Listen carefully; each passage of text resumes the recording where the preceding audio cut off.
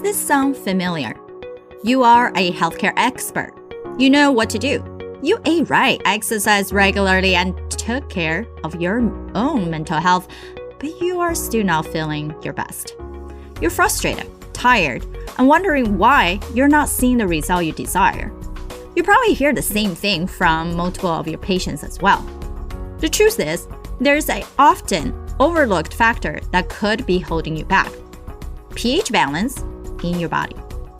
Today, we'll discuss with metabolic expert Dr. Ahmad Nooristani to show you how chronically low metabolic acidosis are causing an imbalance in pH level, which contributes to a myriad of healthcare issues.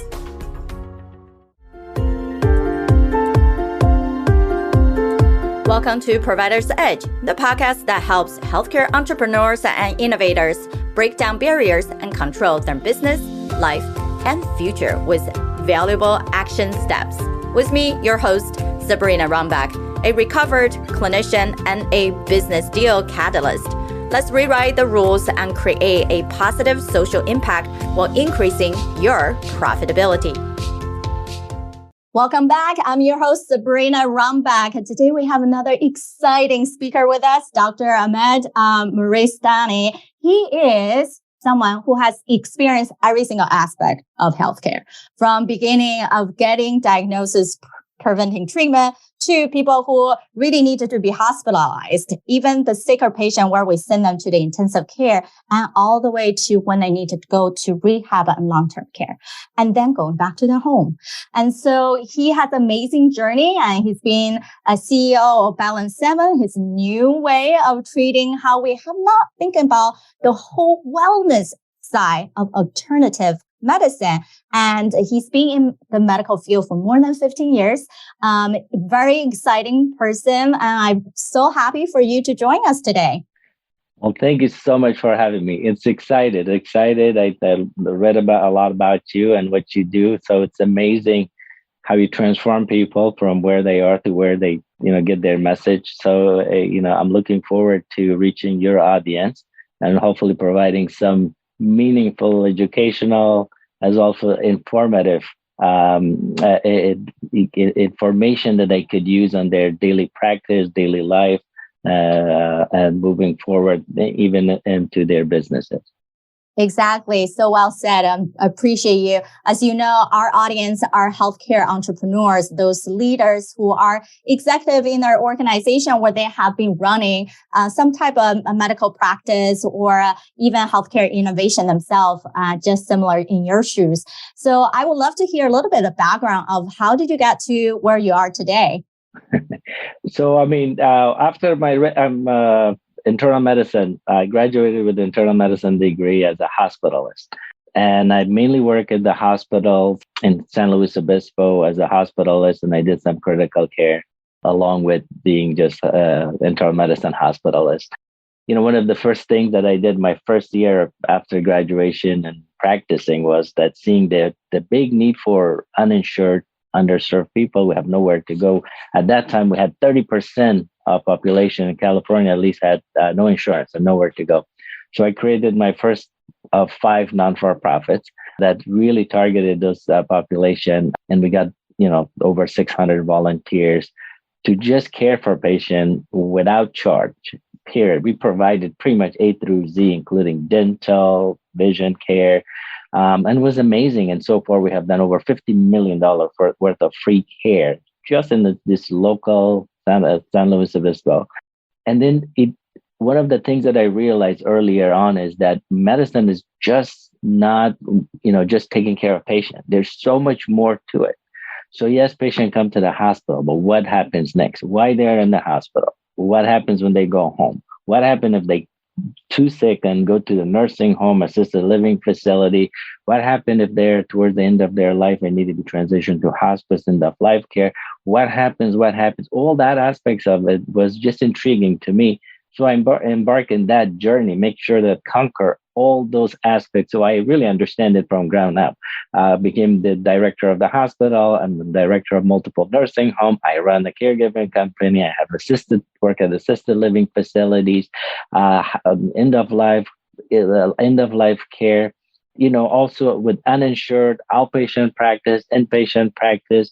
So just, start learning that. Spend years in each one of those areas, trying to understand the complexity of healthcare system in the United States and what are the challenges? I mean, how come as a physician we don't understand it? And they're so complex. As I said, I spent years to learning ins and out of everything and how it happens.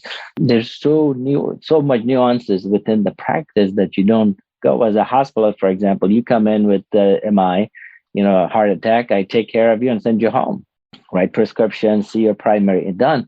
But I don't realize I order home health, but I don't think about the cost of the drugs. I don't care. I think about, hey, do you have a place to go first to get the home health needed, or physical therapy, occupational therapy, etc. So that required years of experiencing or experimenting with the system and saying how, as a whole, I could provide that sort of care, and how do I understand it? Because without understanding, I cannot make decisions. And unfortunately, as a physician, we're so busy. You know it, you've been in practice. We're so busy that we just don't have time for anything else. We just want to take care of the patient, make him feel better, and voila, you go.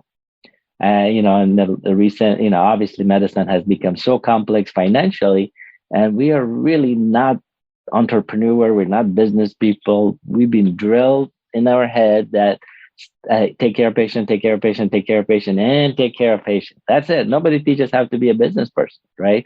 We just don't know how to take care of our finances. Maybe in the last 5 to 10 years, things have evolved a little bit, but about 90% of our physicians are just providers, and that's it. Yeah, you brought up some major points I want to tap into. California, yes. Last time I looked up the numbers, California is one of the worst states with access to care issue. I'm in Texas. We're not that far behind. We're number 5. So you're like, oh my gosh, right? But also Texas, the border, and California has that issue as well. I mean, influx, the constant people, and they don't have care. They don't understand the concept of how to even seek care. So it's so amazing that you're able to create that foundation. And that's something that I even myself been doing is creating these nonprofit to give people even virtual care, right? Because you tapped into. It seemed like me, when I used to do couple shifts in hospitals, they placed me into the ER. It's like, Sabrina, you just go admit all the patients, right? So we'll see them. Once you admit them, I'm like, okay. But sometimes you got 4 patients in an hour, and then some other time you barely got 1. And then you're like, oh my God, I'm just trying to catch up, right? And like, how do we even think about what to do next just to getting through the day? So the frustration of not even inpatient, I think that the statistic I found recently saying, on average, physician outpatient seeing 25 patients per day, right? And so that means you barely have 10 minutes with your patient. How do we really take care of them when we're seeing so many if it's just happen to have an 8-hour day? That's why all of us putting our charts very late, right? Take home to write it, coming on the weekends. And it's just even work in a system of providing care. Therefore, we have no mental capacity to even think about what does that mean to be more than just provider, to take care of my team? How do I help them to be more internally motivated? How do we help them to stick with us and be more patient with our patients, right? And not be so frustrated due to difficult encounters. So there's so many go into that. It's amazing how you're able to learn all those and start putting all the puzzle pieces together. And that's the exciting thing to be here, right, on this platform, to have you on and to learn from people who has so experience and being able to dive deeper into these difficult issues that we're all facing and we're all trying to solve in different ways. One of the biggest challenge is efficiency. As a physician, efficiency is so paramount. And unfortunately, the system is not designed for us to be efficient. Give you an example. About maybe 10 years ago, Cerner, the big, giant Cerner that everybody uses in the hospital, they were creating, the beta testing it in the hospital. And, I was helping to create and see how the flaws of the system is and what what can we do to fix them? So there, when you place an order, you click a button, right? Click, pick, and then click, to order, click. So, there were so many clicks per order. It was just crazy. So I called the administrator. He came in and I said, let me show you something. It's just too many clicks. He goes, well, you spend less than 30 seconds. Why do you care? I said, yes, it's less than 30 seconds per click per order. And I have 20 patients and multiple orders getting. So I said, why didn't you just time me every time I click and see how many? I forced them to be with me the whole day. They spent 2 extra hours just clicking. And it was just absolutely, he was shocked because he's a software engineer. He doesn't understand the other part of it. They look at one problem, one order at a time. They don't look at the system totality of it. So that translated to creating a lot of shortcuts to avoid the 2 hours. Now I spend half an hour, 15 minutes in clicking instead of 2 hours. Why do I have to dictate why don't I get a scribe to do my job, what I tell them just to type it, so I don't have to waste my time? Why do I do billing? Somebody else has to do it. You could calculate all that, pay somebody $20 an hour while you're making 170, 180 an hour, but you're going to see 3, 4 more patients. So it's about teaching physicians and providers how to be efficient in a safe way. And unfortunately, we don't do it because as a physician, we're just I want to do it right. I don't want to miss things with patient chart, all that stuff that you're missing out. As seeing 20 patients, as you say, 25 patients, you don't have time to spend time. And when you're sitting on your patient, you are typing and asking questions and typing and doing this and doing this. So you're really not engaging your patient the way you're supposed to do.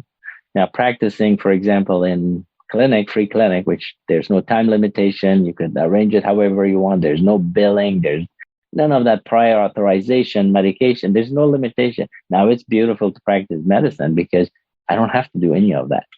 And I just, so efficiency becomes the key moving forward. And then once again, unfortunately, it requires a lot of training to teach the providers how to be efficient. Exactly. And then that's my passion is on operational efficiency and personal efficiency, because when we don't have time, we have no capacity to even think, right? Just like your example. And also, I agree with you. Some of the our EHR system are not built for workflow efficiency. It's really built for just entering order and documentation. And what we don't think about is that the first thing actually I make all of my physicians do when they work with me is let's calculate your value per hour of work, right? And then dividing how many patients you're seeing, what type of work that you're doing. Are you actually entering that billing for your example, right? Or are you really typing all this? No. And then base calculate on if you allocate and delegate into other people, how much more you can offset, and then how much more mental benefit that you can potentially gain from that. So it's like exciting in a way for people. If we don't attach a monetary, a number into our value of work, people start forgetting what that even meant, and they just keep doing and doing. And I always believe busyness is not the same as efficiency. Just because you get a lot of things done, and then efficiency is also not as proficiency, right? Because when we have proficiency, that lead into impact, means seeing more patients, better encounter. People actually love to come back to you because you had to look at them into their eyes. You actually hold their hands, and then you actually did something, make them feel so warm and fuzzy, and not just another physician who walk into the door and then, do the double take and you're good. Okay, bye, next time. Right? It's Right. definitely driving the system, make us feel like we're not practicing medicine anymore. We're just doing a service, and then we have to move on. So I know some of your big movement has also been creating this balance 7 in a new way of how we're thinking about things that we haven't been able to tap into, right? Treating people to bring better energy into them. Dr. Nooristani emphasizes the significant challenges of efficiency in healthcare system. and shares an example of an excessive clicks and time-consuming tasks physicians face when using electronic systems. He highlights the need to find shortcuts and delegate non-essential responsibilities, such as billing, to optimize time and focus on patient care. He stresses the importance of training providers to be efficient while maintaining patient safety, acknowledging that achieving efficiency requires a shift in mindset and effectively training programs. Quick announcement before moving forward. If you are a healthcare entrepreneur or founder looking to accelerate your social mission and increase profitability, don't hesitate to reach out to myself and my team. You can find me on LinkedIn and schedule a virtual coffee chat. Let's see if we can find synergy to discuss how we can take your healthcare business to the next level. All right, let's get back to the rest of our show. How did you discover that, and what is Balance 7? Yeah, this was an interesting discovery in a sense. So I was working at one of the hospital doing critical care, and I had a patient. He's 90 years old who came in. I think he was 89 at that time. He came in with upper respiratory infection, AFib, RVR, with he was super sick in ICU for 2-3 days. The last day when he was there, we start talking because he could communicate now. And he asked me a question. He said, "Doc, let me ask you a question. I have a product that's been with me for 50 years. I developed 50 years ago, but every time I talk to any physician, they think I'm crazy, so they don't bother. Let me run it by you what your thoughts are.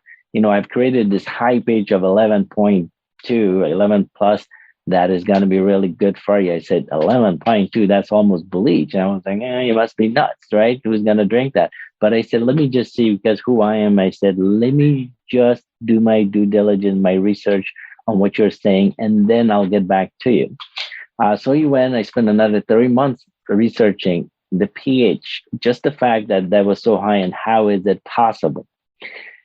Now, after 3 months, I called him. I said, I'm really interested, because now I understand what pH is. Now, in medical field, the only time I see pH is in sepsis, diabetes, or some, DKAs, and I'm talking about chronic kidney disease, etc. But we really don't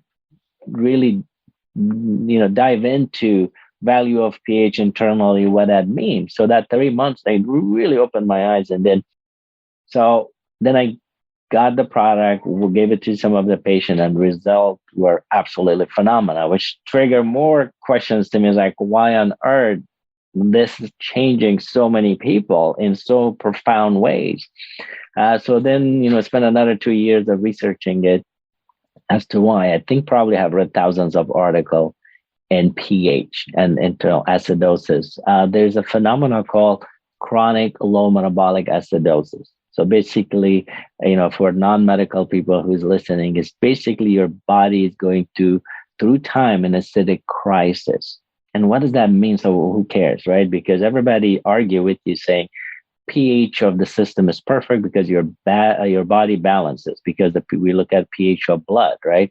I mean, it's between 7.35 to 7.4, but that's a gigantic number because it's a log scale. So that difference is huge. So every time but people don't realize your body goes to acidosis and then corrects itself, goes to acidosis.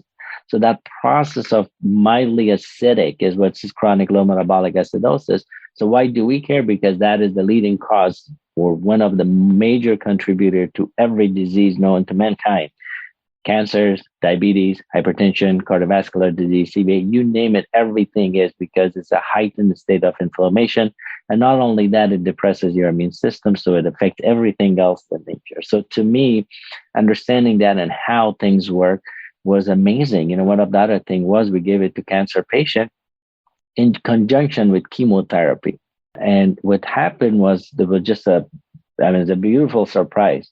Not only they had less side effect, the nausea, vomiting, fatigue, and weight. They didn't lose weight because they could tolerate now free eating. Their energy level was through the roof, but not only that, their response to chemotherapy was unbelievable. You see pre and post PET scan of treatment with this and without this product as part of their regimen is just unbelievable. Unfortunately, obviously, this is a supplement, so I couldn't do a double-blind randomized study because they gave me a phase 2 clinical trial, which I refused because they want to call it a novel drug. And to me, was as soon as I go that route, we're just I'm going to be chasing it, a rabbit hole forever, and it requires billions of dollars to finish it to get to phase 3 and phase 4 clinical trial, and years of that, which is okay. But at this point of time, I wanted to keep it as a supplement. I wanted to make it as safe as possible and accessible as possible without getting into multi-billion-dollar industry of pharmaceuticals, because I just wanted to shy away. So from that standpoint, as I said, over the last few years, that's what we've been pushing to teach and educate, not just common folks, but also providers. We just talking to my gastroenterologist friend at the hospital. I said, look, this is the best thing for acid reflux. He said, no way, no how that we're not going to take this. I said, what do you got to lose? Let's do a head-to-head, not the formal, informal study. You put your patients on this, the new diagnosis with balance 7, and then you put them on Protonix, Prilosec, Tums, whatever. And guess what? Head-to-head was great. I mean, it outperformed everybody. Now, without side effects, without anything. And, people say, well, the cancer doesn't make sense. Well, there are studies now. Actually, the most recent one came out of Brazil, where people in there, they were drinking water with a pH of 5, if you can believe it. That's what, just because of the pollution and contamination. So they had an extreme high risk of GI cancer, the gastric cancer, the esophageal cancer, inflammation, esophagitis, etc. All they did was change that water to a pH of 9. And they saw a significant reduction in esophagitis, gastric cancer, etc. Not only they saw people got better, even they had cancer, but also saw a significant reduction in rate of recurrence. So they went deep inside of why it causes this problem. So it turns out that they look at these are specific messenger RNAs that are effective in those causes these upregulation or downregulation depending on their pH dependent messenger RNAs that affect the specific cells. So these cells are either create a significant inflammation and causes the cancer cells to go upregulated or have the stop codon effect on that. So it was interesting to see that how a simple solution of alkalinity change and transform people's life, and it's so simple. Now this is unique in a sense of it's the highest pH in the market, period. There's nothing close to it. The amount of solute that we use is less than 1% of total solution. And you only drink 1 ounce 3 times a day. That's it. And for cancer patients, we recommend 2 ounces 3 times a day. And it will change that pH slowly, and you'll see the transformation, and you will see the energy level goes up. You're concentrating, mental fogginess is decreasing. For athletes, it causes a buffering system with your lactic acid production and clearance of that. So it does so much in every aspect of it, and more importantly, boost your immune system. It allows your body to do what it's supposed to do in a healthy state. Right. And if you think about it, these are the novelties that get into the field of medicine that someone discovered, right? And then we even talked about earlier on why physicians feel like you can't let go is because we have a sense of fear. We have a sense of what we call in performance science, this 10 top sabotaging tendency. One of them is controlling, right? If we are not in control, we don't know what's going on. It makes us feel anxious, but you tapped into the better side, right? The higher side, what we call the explorer side. So you took that new idea from your patient to say, let me figure out. I'm so curious about this, right? I love curiosity. Let's see if this actually works. And then gone into this new field of these smaller case studies and trial, you do see the benefit. And I think for most of us in healthcare, is no longer we have to do everything by the book. And now we also know by the book, how we are trained is very different on how we're practicing in reality. So as we morph, as we become more innovative, both from a technology side, from a drug development side, supplement side, and even just lifestyle side, right? In a different way of eating, different way of exercise, and really thinking about more comprehensively, more open to say, I needed to try something to actually show myself and others if this works. Because just because someone else say yes and no, it doesn't mean it works for you. So there's always a process into trying these supplements. And then you're so right? Going to these bigger biotech conferences, pitch competition. There are people who discover the new drugs, going through the phases clinical trial, trying to get VCs to get on board. It is so much time and work just to get things through. And so I love it that you guys seen a success and then keep going with this new path. So it's accessible to people without holding on, where only the clinical trial patient can take it. Not everyone has the ability to purchase this. So I'm sure we'll put a link in our show notes so people can check it out. I know I have IBS and gastric reflux sometimes, so I definitely will try this myself. Dr. Nooristani shares his personal experience with reflux and the challenges of accepting alternative treatments in the medical field. He discusses the reliance on clinical trials and the need for evidence-based practices. While acknowledging the limitations of data from different regions, he explains the unique taste of the product and its purpose, emphasizing the importance of compliance and how it can be enhanced through the product's health gauge feature. All right, don't miss out an episode. Subscribe to our podcast today on your favorite platform to get the latest insight and actionable steps from our expert speakers. Together, let's rewrite the rules for your business and create a positive social impact in the healthcare industry. All right, to conclude the rest of our exciting show, continue to tune in. I have the bad reflux. I can't eat anything spicy, and I love spicy food. And you know what? 10 seconds. That's it. I eat whatever is spicy, take a shot of this. Even when I do have symptoms, it goes away. I used to get the bloating, that feeling.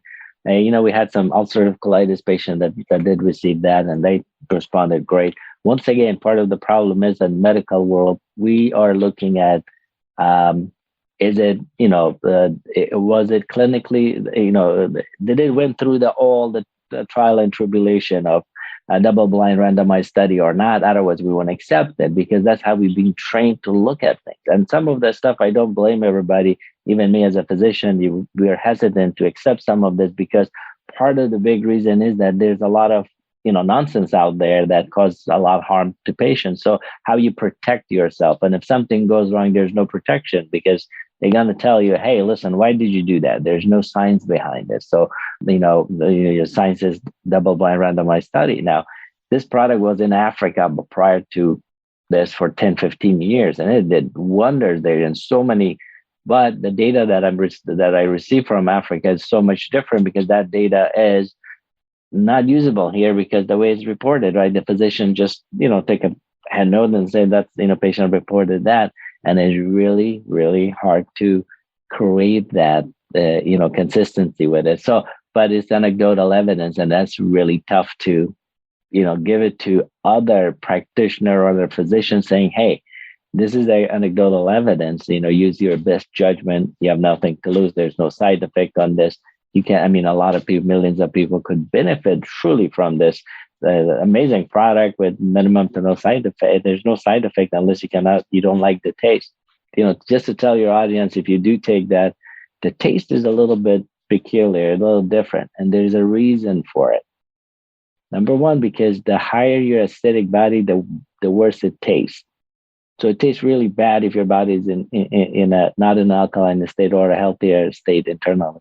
But as the time goes, that taste slowly changes. Obviously, part of it, as you studied neurosciences, obviously the taste bud and the perception of taste changes so much with as time goes on, it's like acquired taste. But also you'll see significant difference whenever you are acidic in an acidic crisis or acidic condition, the taste changes automatically. So I left it for that reason, didn't add any additive, any sugars, any things to change that taste, to make it taste better. So people take it and compliance goes up, because a lot of people just don't take it because, the taste is bad. But there was a health gauge or health barometer that's part of that process that I was excited about, saying, hey, listen, every time you take it out, it'll let you know how bad you are or how good you are, or you're in the right track or not. And there's rare, or any product in the world could do that. So to me, that was the excited part that kept on. I finally changed the taste a tad bit. So just to be more tolerant to a lot of people, because once again, compliance is a big factor in people taking medication or supplement or anything else. So hopefully then, the new badges taste better, but it still served that purpose. I didn't completely make it taste like water or, something a lot of flavor to it. So, it's your body, it's like this constant reminder. If you take it, it's constant reminder. Right. Yeah. For sure. It doesn't matter what we invent, what we create. If people don't want to do it, we don't have the behavior change that matches the better outcome, then we'll never get to that outcome. And our last question as we wrap up, we talk about balance on the show. We talk about performance and optimization. How do you keep yourself balanced? Well, I do my best. I think it comes down to diet. I think diet, and exercise. I think you cannot do without proper dieting and exercising. And one of them, tons of studies have shown alkalinity is the best process so that means fruits and vegetables and eating as healthy as possible and going to the gym. Mental health is huge. So, watch out for burnouts to make sure you don't burn out and you don't, you overdo things.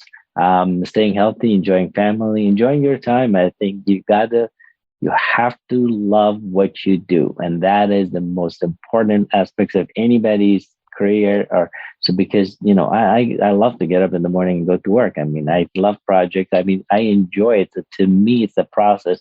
And so that, I have tons of energy in the morning. I take my balance 3-4 times. I watch what I eat, and exercise as much as I can. Perfect. I so appreciate you sharing your personal side, professional side, and the new discovery. This show is all about celebrating the wins that we have in healthcare, despite all the hardships that we're trying to solve. I appreciate you for being here.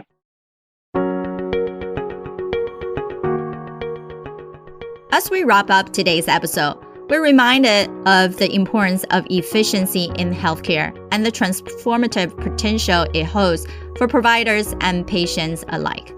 By streamlining process, optimizing workflows, and embracing innovative solutions, we can create a healthcare system that is more effective, patient-centered, and capable of delivering high-quality care. Here are a quick summary of the 6 major points we discussed. Number 1, efficient practice not only benefit providers by saving time, but also improves patient care.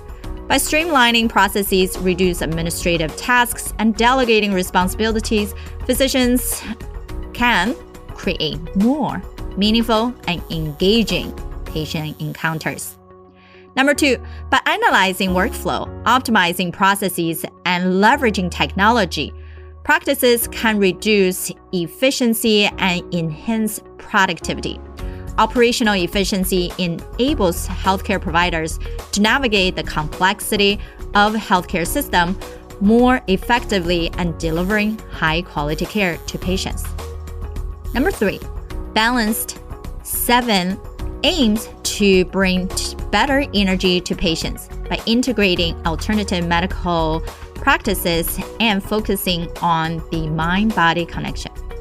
By incorporating practices such as mindfulness, nutrition, exercise, and stress reduction, clinicians can enhance the overall well-being of their patient and promote long-term health. Number 4, Dr. Nooristani introduced Balanced 7, a supplement that aims to restore pH balance in the body. Balanced 7's unique formulation and alkalinity makes it a powerful tool for promoting overall well-being and addressing the underlying causes of various health issues. Number 5, he acknowledges the fear of deviating from established practices, but emphasizes the importance of exploring new possibilities in healthcare. By questioning traditional norms and actively seeking out new solutions, practitioners can discover novel treatments and improve patient outcomes. All right, so the 5 topics today are importance of efficiency in healthcare, 2, creating operational effectiveness, 3, balance 7 level of healthcare wellness approach, 4, the power of pH balance with balance 7, 5, need for openness to innovations.